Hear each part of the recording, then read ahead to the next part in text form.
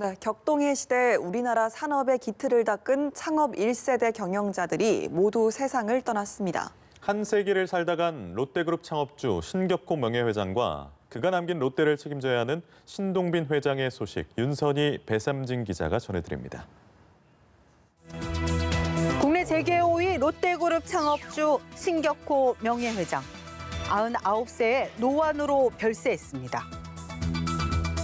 신 명예회장은 맨손으로 한국과 일본에서 대기업을 일궈낸 자수성가형 기업가입니다. 평생 한국, 일본에 한 달씩 머물며 사업을 해온 것으로 유명한데요. 일제강점기인 1941년 혈혈단신 일본으로 건너간 그는 고학 생활을 하다가 비누와 화장품, 껌 사업으로 성공해 1948년 롯데를 설립했고 1960년대 금이 환양해 식품, 관광, 유통, 화학 등으로 사업을 확장한 한국 롯데그룹을 일궜습니다. 롯데는 재계 5위로 컸지만 신 회장의 재산 규모는 알려진 것보다 훨씬 클 것이라는 관측이 많습니다. 하지만 말년은 순탄치 않았습니다. 90 넘게 경영권을 놓지 않은 그의 병세가 악화한 2015년 두 아들이 경영권을 놓고 다툼을 벌였고 그는 이사직에서 강제 해임됐습니다. 경영비리 혐의와 관련해 법정 구속은 면했지만 수감 위기에 처하고 거처를 이리저리 옮겨 다니는 등 순환을 겪었는데요. 근데 두 아들의 화해를 보지 못한 채 눈을 감았습니다.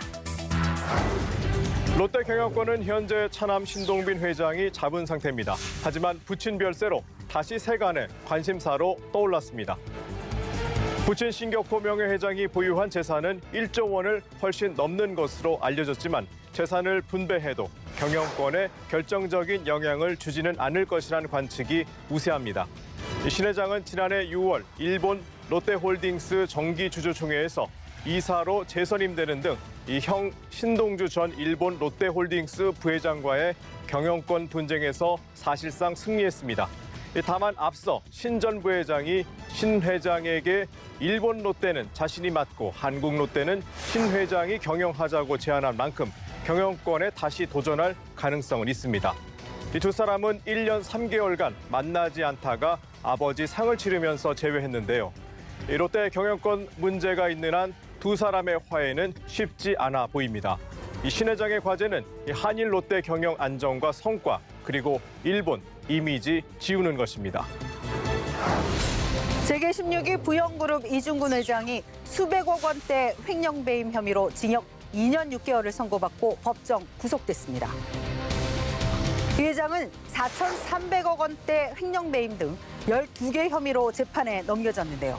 항소심에서 형량은 징역 5년에서 2년 6개월로 줄었지만 구속을 피하진 못했습니다.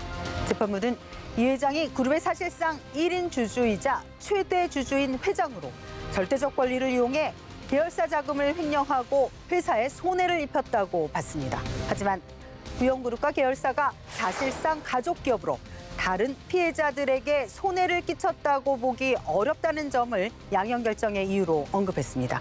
이 회장은 주택 사업을 주력으로 해 부영그룹을 재계 16위로 키웠고 재산이 1조 원을 훌쩍 넘는 자수성가 부동산 재벌입니다. 그러나 팔순을 앞두고 인생 최대 위기를 맞았습니다. 한진과 남매의 난이 점입가경입니다. 지난해 총수로 지정된 장남 조원태 회장이 점점 벼랑 끝에 몰리는 모양새입니다. 누나인 조현아 전 대한항공 부사장과 경영권 분쟁이 심화되고 있습니다. 조 전 부사장이 행동주의 사모펀드 KCGI, 3대 주주인 반도건설과 연대, 표대결에 나설 가능성이 있어서입니다. 이런 상황에서 대한항공이 한진칼의 일부 임직원을 파견해 주총 업무 지원에 나선 데 대해 KCGI 펀드는 부당 지원과 불법 파견이라고 문제 삼았고 한진 측은 인력 교류에 해당하는 적법함 전출이라고 맞받았습니다. 최근 조 회장은 학위 취소 건으로도 체면을 구겼습니다. 교육부가 조 회장이 1998년 인하대 3학년에 편입한 건 자격이 없다며 학위를 취소하라고 통보했습니다. 조 회장은 2003년 한진그룹 계열사에 입사해 대한항공으로 옮겨 고속 승진해왔습니다. 한진은 오는 3월 주주총회에서 조 회장의 사내이사 재선임에 영향을 미칠까 조마조마하고 있습니다. 2세에서 3세로 넘어가는 승계 과정이 순탄치 않습니다. 지난해 경제 성장률이 2%로 10년 만에 가장 낮았는데요. 취직을 못한 젊은이들, 직장에서 내몰린 40대 가장 등 어려움을 겪은 일들이 적지 않습니다. 2020년 경제 주름살이 펴지고 이 가게 살림도 나아지기를 기대합니다. 시효 풍향계는 여기까지입니다.